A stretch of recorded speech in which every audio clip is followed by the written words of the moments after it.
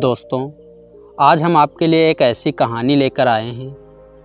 अगर आपने इस कहानी को ध्यान से सुन लिया तो आप किसी को भी अपने काबू में बड़े ही आसानी से कर सकते हो। चलिए बिना देरी के कहानी शुरू करते हैं।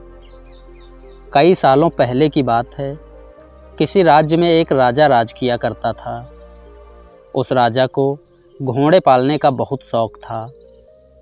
राजा के पास वैसे तो कई सारे घोड़े थे, लेकिन उसके पास 4 ऐसे जंगली घोड़े थे जो इस राजा के काफ़ी प्रिय थे। घोड़े जंगली होने के कारण आसानी से किसी के काबू में नहीं आते थे, लेकिन लगाव होने के कारण राजा इन्हें ट्रेंड करना चाहता था। इसलिए बाहर से कई ट्रेनरों को बुलाया गया, मगर कोई भी इन घोड़ों को अच्छे से ट्रेन नहीं कर पाया। जब भी कोई इन पर बैठने की कोशिश करता तो यह उसे अपनी पीठ से फेंक देते या उसे लात मार देते। राजा को घोड़े बहुत प्रिय थे, इसलिए ट्रेनरों को सख्त वार्निंग दी जाती थी कि इन पर ज़ोर ज़बरदस्ती ना की जाए, यानी कि इन्हें मारा या पीटा ना जाए। कई महीने निकल गए, मगर कोई भी ट्रेनर घोड़ों को अच्छी तरह से ट्रेन करने में सक्षम नहीं हो पाया। तब राजा ने अपने राज्य में ढिंढोरा पिटवा दिया कि जो भी व्यक्ति इन घोड़ों को अच्छे से ट्रेन कर देगा उसे बहुत बड़ा इनाम दिया जाएगा। कुछ दिनों बाद एक युवा ट्रेनर राजा के पास आया। राजा ने अपनी शर्त उस युवा ट्रेनर को बताई कि घोड़ों को ट्रेनिंग बिना मार पिटाई के होनी चाहिए। युवा ट्रेनर ने राजा की शर्त मान ली और अपनी तरफ से भी राजा के सामने 2 शर्तें रख दी। युवा ट्रेनर बोला, मैं आपकी हर शर्त मानने के लिए तैयार हूँ, मगर मेरी भी 2 शर्तें हैं जो आप मानो तभी मैं आपके घोड़ों को ट्रेन कर सकता हूँ। राजा ने कहा, पहले शर्तें तो बताओ। ट्रेनर बोला, पहली शर्त, मुझे इन घोड़ों को ट्रेन करने के लिए कुछ महीने या पूरा साल भी लग सकता है, उतना वक्त मुझे दिया जाए। और दूसरी शर्त यह है कि घोड़ों को खाने पीने और रहने का बंदोबस्त मुझ पर छोड़ दिया जाए। राजा के पास कोई और विकल्प था नहीं, क्योंकि आज तक घोड़ों को ट्रेन करने में कोई भी ट्रेनर सफल नहीं हुआ था, और तब तो नए ट्रेनर्स भी आने बंद हो गए थे। राजा ने युवा ट्रेनर की सारी शर्तें मान ली और अपने 4 घोड़े उसे सौंप दिए। युवा ट्रेनर अगले दिन से एक बड़े से बाड़े में इन 4 घोड़ों को ले गया और वहाँ सबको खुला छोड़ दिया। ट्रेनर बाड़े के किनारे किनारे पर दौड़ने लगा। फिर दौड़ते दौड़ते थकने के बाद वह युवा ट्रेनर वही बाड़े में लेट गया। वहाँ से उठने के बाद उसने खुद ही घोड़ों को चारा खिलाया और पानी पिलाया। इन सब प्रक्रिया के दौरान उसने घोड़ों को बांधा नहीं था। अगले दिन भी ट्रेनर वही सारा काम दोहराया जो उसने पहले दिन किया था। यह काम उसका नित्य क्रम बन गया। वह घोड़ों को बाड़े में खोल देता, उन्हें चारा और घास खिलाता और बाड़े के किनारे किनारे दौड़ता रहता। धीरे धीरे 4 घोड़े उस ट्रेनर के पीछे पीछे दौड़ना शुरू कर दिए, क्योंकि घोड़ों को लगने लगा था कि ट्रेनर उनका दोस्त है और उनसे प्यार करता है।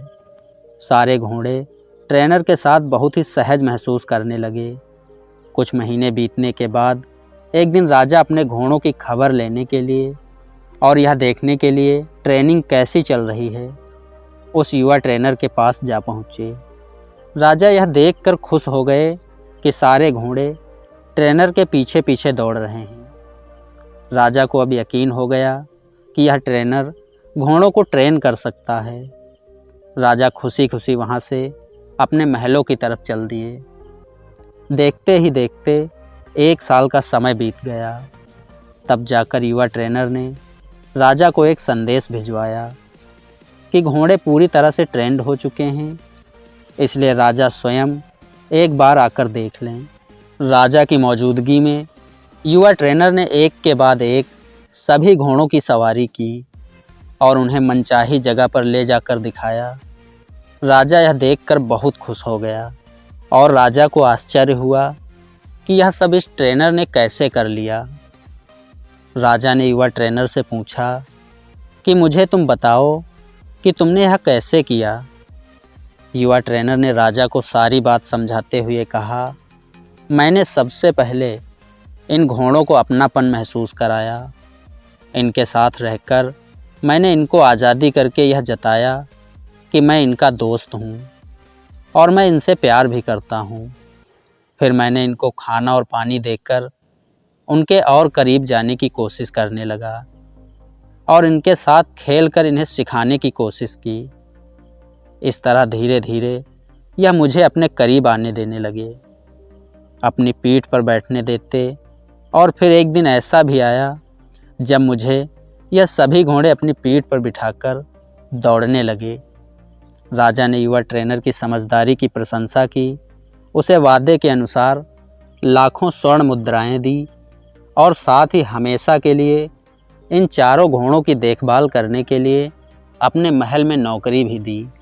दोस्तों, मैं आशा करता हूँ कहानी बहुत ही रोचक और मज़ेदार रही होगी, लेकिन इस कहानी की सीख बहुत ही गहरी है।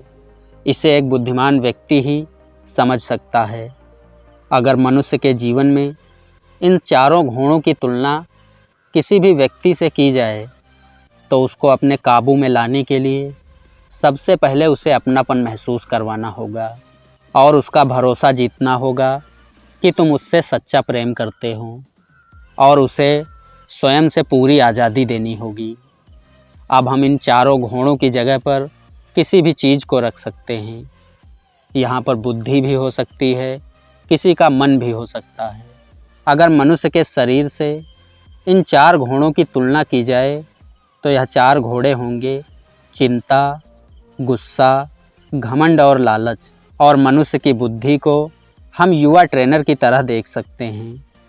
जिस तरह से युवा ट्रेनर ने समय लेकर और समझदारी के साथ धीरे धीरे चारों बदमाश घोड़ों पर काबू पाया, उसी तरह कोई भी मनुष्य अपने जीवन के सबसे बदमाश घोड़े यानी चिंता, क्रोध, घमंड और लालच पर काबू पा सकता है।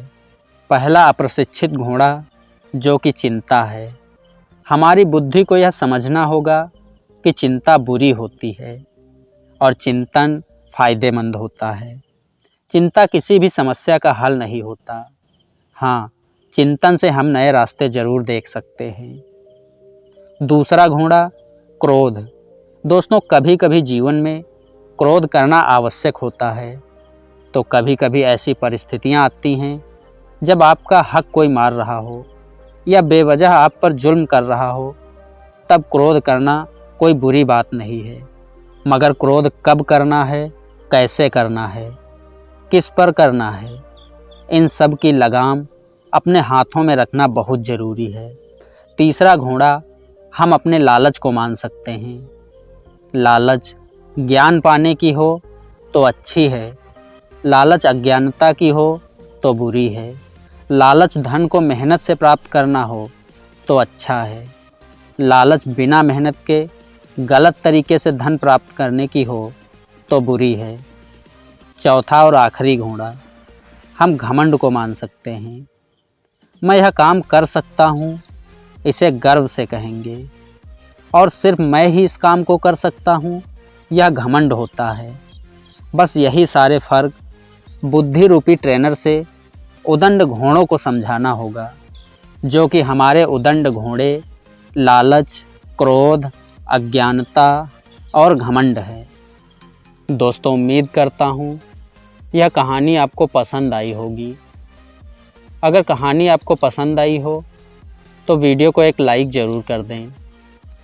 कहानी पर आपका अपना कीमती समय देने के लिए बहुत बहुत धन्यवाद।